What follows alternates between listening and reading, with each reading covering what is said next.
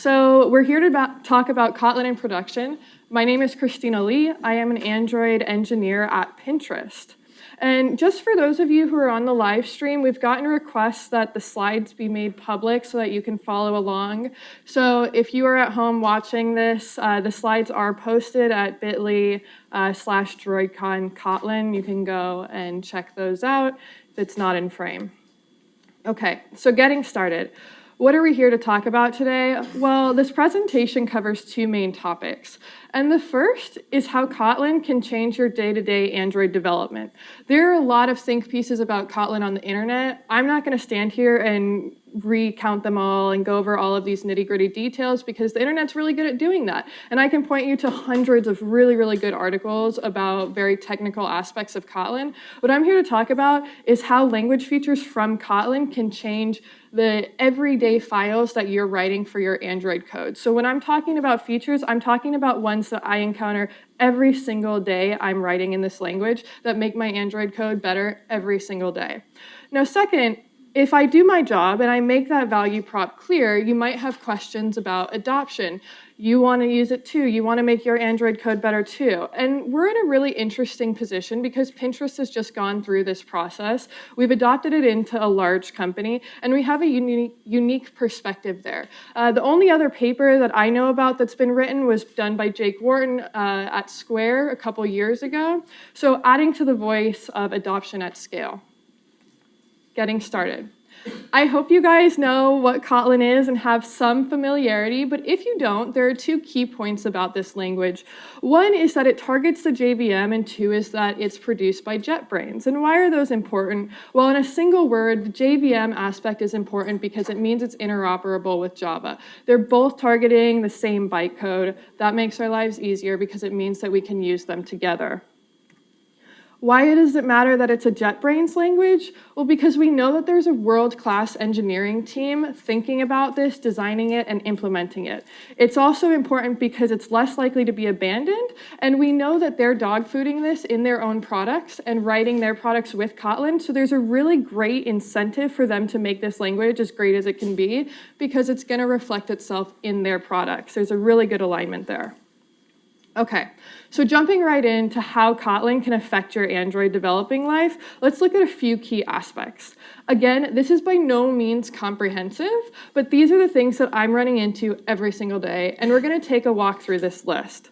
Starting off with null safety. If you've heard anything about Kotlin, it is probably this, that nulls are in the type. I hope this is your reaction because, of course, NPEs are the billion-dollar problem in our industry. This is what we talk about ad nauseum. It's a huge deal. And so in Kotlin, null safety is part of the type system. And that's really valuable because what happens is that things default to non-nullable. And if you want to mark them as nullable, then you add a question mark. What does this look like in practice? Well, here are two examples. On the top, you can see that I have a type, but I haven't marked it as nullable. So if I go ahead and try to assign a null value to it, the compiler is not happy, it won't compile, it won't run. If I do this again, adding the question mark, everything's happy and it works. Now, having nulls in the type system without having good tools to work with them is just a recipe for disaster and angst. And so Kotlin has us taken care of on that front too, because we have safe accessors and we have an Elvis operator, which acts as a getter else. And what does that look like? Well, here are three examples. On the top, you can see that we're making some sort of server call to get a message, but of course, network is reliably tricky, and maybe at 400, or it doesn't return, so this could be null. And so what we're doing here is saying, use the server response if you have it. If that's null, use this default instead. And this way we can always guarantee that our users are seeing something reasonable in the UI. Now, that second example there is an example of chained safe operators. So you don't just use one of these, you can also add them up in chains. And what happens is that if at any point this expression is null, it short circuits and returns null. The only time you're going to get that name property back is if everything before it is non-null, and then you get the name. And that's the behavior you want because, of course, this protects us from NPEs. As an added bonus at the bottom of the screen, I've thrown in a scoping using the safe accessor. And what that replaces is that if property is not null, do something code block in Java. This is functionally the same. It should look familiar to anybody who's seen iflets in Swift. The code in there only gets called if that is not null. Okay, this is an example that points out how useful it is to use this with getters and setters of nullable properties as well. If something is nullable, you don't want to always have to have those if not null checks when you're doing setters. So here, this is exactly the type of behavior that we want, and it's concise. If this player exists, we set the position, and if not, we do nothing. That's our desired behavior, and we get rid of that null check and replace it with a single question mark. Okay, secondly, if you've heard anything else besides null safety, it's probably conciseness. And this is how you should feel, because obviously we're developers and we like conciseness and it makes our lives better. This is how I feel, like, yeah. So Java files consistently shrink when you switch over to Kotlin. I have never hit a case where this isn't true. I am sure because this is being broadcast, someone is going to have that case and they're going to tell me about it. I'd be interested to hear. But in general, I have never seen a file get bigger when you transferred from Java into Kotlin. And of course, conciseness isn't just an end goal in and of itself, it aids readability. So if we take this everyday example, which is Android developers you're all familiar with, we're just doing a click listener here. And in the first part of it, you're saying view.setOnClickListener, and okay, that makes sense. I want to set a non-click listener. But then you get into the weeds here, and you have to start instantiating objects, and then you have to add an override modifier, and then you have to add the function signature, and then finally, somewhere deep down in there, you get to what you actually want to do, which is the behavior on click. Now, take a good look at this and then compare it to this. In Kotlin, we have the view, and we say set on click listener, and then we immediately give it the behavior that we want to happen on click. And that makes a lot of sense. Now, some of you more studious people probably noted that I didn't explicitly name the view. It is there, it is usable. I just left it out because a lot of times click listeners don't need to directly manipulate the views. So again, readability issue, but it is there. Okay. Lambdas. This has also been a big topic of discussion in our community. Obviously, with Java 8 coming up, there's a bunch of think pieces on it. Most of you should be familiar with it from using Retro Lambda, but also, and I think this demonstrates the value, Android Studio, of course, has started Lambda notation around those objects that I just showed you in the click listener. So we've all seen them, we love them. They enable a lot of great features like cleaning up click listeners, giving clean callbacks, and also doing things like higher order functions, which I'll cover next. But I don't want to dive into them too deep because we all have familiarity with them, but there are two things that are worth noting about these as an Android developer. That's one, performance always matters. We're on mobile devices, we have limited resource. And so in Android, when you use Kotlin, you can mark them as inlined. And what that does is it gets rid of object instantiation by injecting code straight into your function at compile time. And so this is only to be used with Lambdas that aren't expensive. If you're doing something really expensive, you should not mark it as inlined, but it can be a useful perf optimization if you're doing something that's not expensive. The second, and I would argue the more important, is that Lambdas in Kotlin are truly closures in the most expansive sense of that term. And what it means is that you can reference things outside of your Lambda and manipulate them. And in Java 8, this is a little bit different because you can only do this with things that are mutable or practically immutable. And this means that you have to do some hacks in terms of doing reference types like arrays and then changing that value if you want to affect the outside world. We like clean code. It's not totally ideal. So this is a real good selling point for Lambdas in Kotlin in particular. But of course, Lambdas are really near and dear to my heart, most especially because they enable higher order functions. And for those of you that haven't used higher order functions or aren't quite familiar with what that term is, it's just a function that can take in other functions or can return other functions. What does that look like? Well, some of your favorite operators, like for each, in Kotlin, this is the declaration, it is a higher order function. You can see that action that I've split out on the second line to make it really obvious, action is a function. So our function for each is also taking in a function.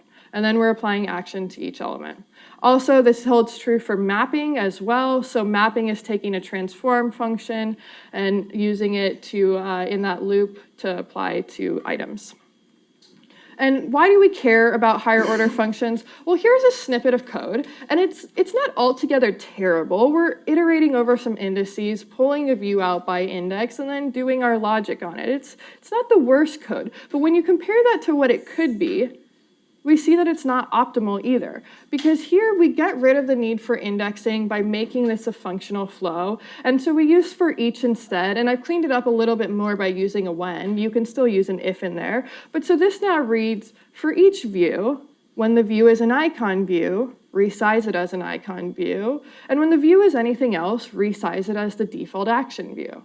And that code is clear, and it's usable, and it's maintainable. And we can do this in bigger blocks too. We can use mapping with for each, with filters, with all of these other things. And the benefit of being able to build up these functional blocks is that your code becomes clearer. This is a comment that we got from one of our engineers at Pinterest, and I think that it really illustrates how powerful this feature is to us on a day-to-day basis. And he said, I went back and removed all my for loops. I'm really liking chained operators. First or null with an expression brought down one of our models from 115 to 54 lines. And I would argue, it's a lot easier now to see what's going on. That's a really, really powerful statement for why this matters to you as Android developers. Not only did we cut that file in half, people can read it. They can understand what's happening there. And that's a win for your entire team. Okay. Mutability. Kotlin also does this really fun thing wherein every time you declare a field, you need to say whether it's a val or whether it's a var. And of course, you can probably infer this, but a val is something that cannot be reassigned, whereas a var is something that's variable and can be reassigned. This is one instance in which the compiler really shines as your friend in writing good code. And why is that? Well, here's something that we can do in Java. We're dotting all of our I's and crossing all of our T's and doing the null check just like we're supposed to do. But of course, a lot of us have multi-threaded apps, and so this can still NPE. And why? Well, because another thread between the time we check that something's not null and we use it can make that thing null. This is really frustrating because you've done everything right, you've done the check, and you just shouldn't have to deal with that. It's going to be hard to find. In Kotlin, the compiler warns us of that. I've set up exactly the same code. This is a global var. I check that it's not null, and then I try to use it as if it's not null. Compiler yells at me. And what does it say? It says, I can't smart cast this to the non-null type because this is a mutable property that may have changed by the time you use it. One, thank you, IntelliJ and JetBrains team for writing such clear error messages. Like, this is spectacular. And two, thank you, compiler, for warning me of this because it's not necessarily intuitive. Now, just a side note here, best practice, always default to val. If you need var, use it. The compiler, again, is going to nag you if you don't do this. It is best practice. Things don't need to vary. Don't mark them as such. Okay, this is one of the unsung heroes of Kotlin with Android development, in my opinion. So Kotlin type system shares a lot with Java's, but one thing that it adds is the ability to smart cast. And what is smart casting? Well, I'm glad you asked, I'll show you. In Java, we have this code block, so a lot of times we'll get something more generic like a view, but we want to use it as some subtype, like an image view in particular. And so what we'll do is we'll say, hey, is this an instance of an image view? If so, I want to use it as if it's an image view. But unfortunately, even though we're doing that top instance of check, we still have to cast it inside of here. And that's fine, but it adds more words, it adds code bloat, it's mechanical, it's busy work. In Kotlin, we get this scenario. Again, we're doing that view is image view check, but then inside this loop, we don't have to do the casting. And you'll notice that view is now highlighted in green, and so we can hover over that, and we're gonna get this message saying, hey, I've smart cast this for you. You can now use it as an image view. And what's going on under the hood there is that the compiler is keeping track of all of the is checks that we're doing, including not is, and it's really smart. It does the short circuiting the same way Boolean logic does. And it's inserting safe casts for us. It's taking all of that mechanical verbatim work and doing it on its own. And it's important here to say that this is a safe cast as opposed to an unsafe cast, which means that if it tries to do this cast and it fails, it returns null, whereas an unsafe cast, if you try to do the cast and it fails, it's an error. It crashes your app. So there's a side note here that smart casting only works if the compiler can again guarantee that nothing has changed from the time you do the check to the time you use the value. This is the same scenario as that NPE that we just looked at, and so with global vars, it may not always be able to smart cast. Okay, I'm not covering this because it's not something that I use every single file as an Android dev, but this is a bonus that generics are really good in Kotlin, and the TLDR on this is use site variants as opposed to declaration site variants. And so I've included a link here if you want to read more on it. It is something to note if you're very heavy into functional programming and the likes. Okay, those are things that you're going to see in every single file. I hope you realize how helpful they are and how much they can change your code. And assuming that you do, you might have this question, how can I adopt this? And I'm going to give the glib technical answer first, which is use IntelliJ. And if you haven't standardized on IntelliJ, it probably isn't the right fit for you right now. Eclipse does have a plugin, but this is a JetBrains-backed language, so this should go without saying. 2, configure it, add in the Kotlin plugin. And 3, include a dependency. It's relatively small as of 1.0.3. It's going to get smaller. But of course, it's not about the technology in and of itself, because we're talking about introducing a language into a company with thousands of people. Pinterest just reached 1,000. I'm sure there are companies out there who are much bigger than us. And so when you get to that size, there's a lot of people management that goes on. And as engineers, we can see the value of languages and tools, but sometimes we're not that great about communicating that value out to other stakeholders who ultimately get to make this decision at the end of the day.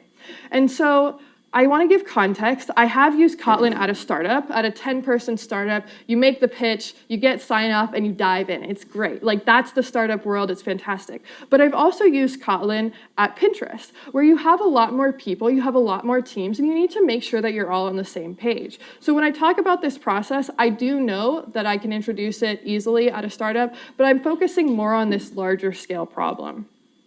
Okay. In my experience, these are the 4 stages of adoption that we've gone through, and I'll go through each one.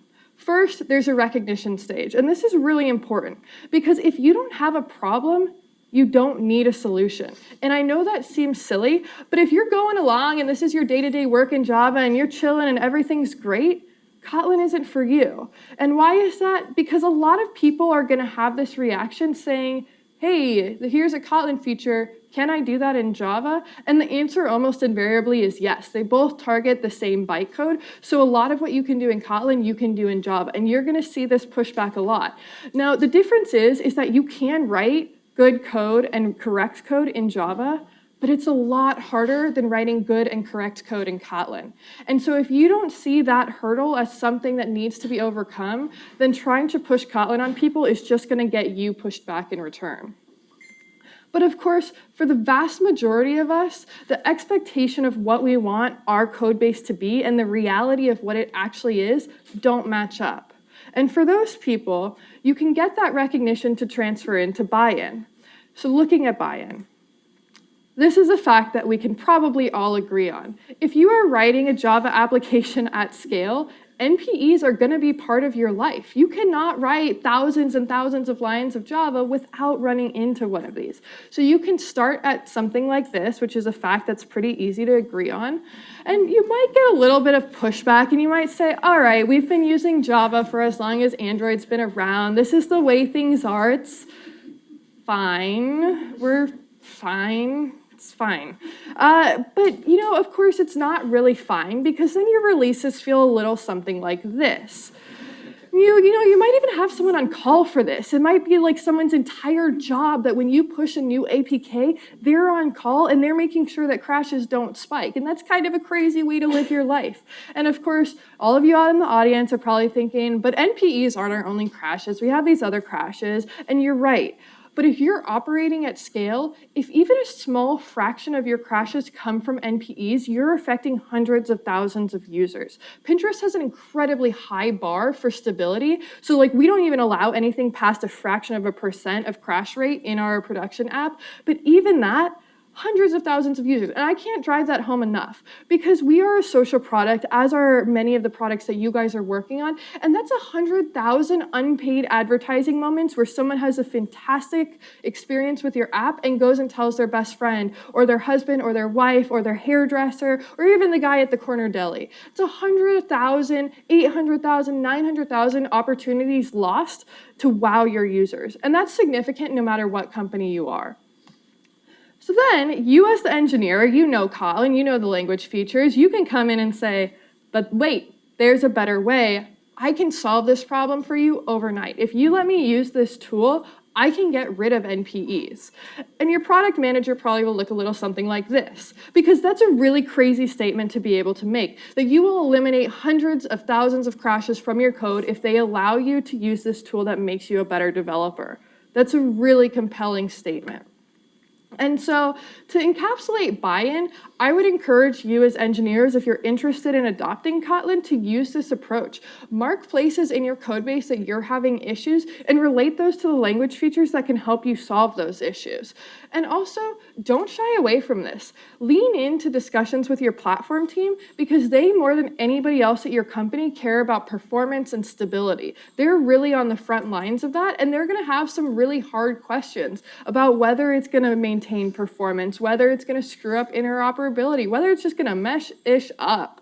And those are really good questions, and they're probably going to leave you scrambling for Google to go and look into this nitty-gritty detail of the compiler or of this language feature. And I would really encourage you not to shy away, even though as people who have probably used Kotlin in side projects, you're thinking, it's better, duh, why are we having this conversation? It's clear for everybody to see.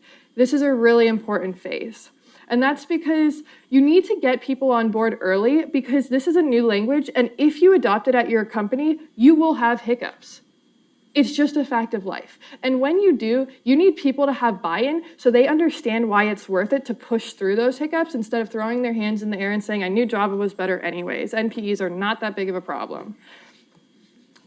Okay, integration. Say you've gotten buy-in, you're ready to add Kotlin files to your code base. Well, there are two really good facts about the Kotlin migration schema, and that's that you can do piecemeal file integration, and also that we have this handy code conversion tool. So if you're really lazy, you don't even have to write Kotlin to have Kotlin in your code base. Awesome.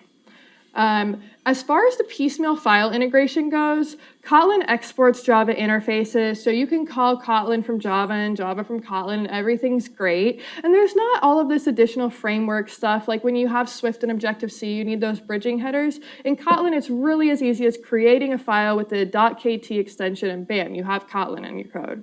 And what this enables you to do as a company is it means that you can have a few really, really passionate developers drive Kotlin forward at your company. We have probably 5 or 6 people who care really, really deeply about Kotlin at Pinterest, and that enthusiasm spreads to the rest of the Android developers without requiring them to give up Java overnight, stay up all night learning Kotlin, and then come in the next day and be a Kotlin developer right off the bat. And what this allows you to do is spread organically. So I have a lot of code reviews that I get reviews on, and someone will say, you can do that in Kotlin?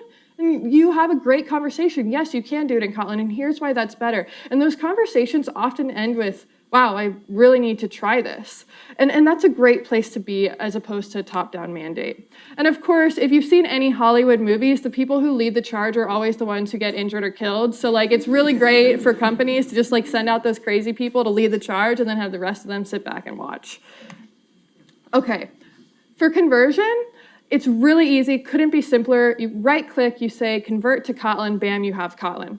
And one really key point here is that they both target the JVM, so this represents basically no risk to you because the bytecode can be the same. So when they're doing that conversion, you can guarantee that your bytecode is going to run the same, whether it's written in Java or whether it's written in Kotlin. And that's a great place to be because it means that conversion is not going to introduce any new bugs or anything that you have to track down. Now that said, we don't want to keep the status quo of our Java file because, of course, why would we adopt Kotlin if that was the case? And so if you do this right-click convert, you're probably going to see a lot of these double exclamation marks. And what those are is they're forced unwraps of nullable things. And this is really terrible because if you mark something as nullable, what these double exclamation marks are saying is, compiler, I know I said this thing was nullable, I guarantee it's not, which is a crazy thing to say because if it's not nullable, you should mark it as non-nullable. And if it is nullable, you have no business telling the compiler that it's not going to be null because it's nullable. And so you would want to immediately go through and get rid of these. If you do nothing else when you right-click convert, but go through and get rid of these, you're going to eliminate NPEs because conveniently, this is practically the only way you can ever get an NPE in a Kotlin file is double exclamation marks. So if you go through and get rid of these, you have your NPEs gone. You've fulfilled your promise that you gave when you said you wanted to convert. Okay, Integration. It's also important to mark the fact that you are moving from a language that you probably have years, decades of experience with, and you're going to something that's new. And what that means is that you're going to sacrifice some of those key little divots of the language that you know, like all of these special cases that aren't really documented, but you've used Java on Android enough to know them. And one example of what that looks like is that, I just ran into this. Kotlin has this really nice feature where it does getters and setters. So I don't have to ever call get thing and set thing. I just say, my variable equals, and that calls through the setter for me. So this is great because now we don't have to do get resources. We just say resources and it knows that it should be doing the get.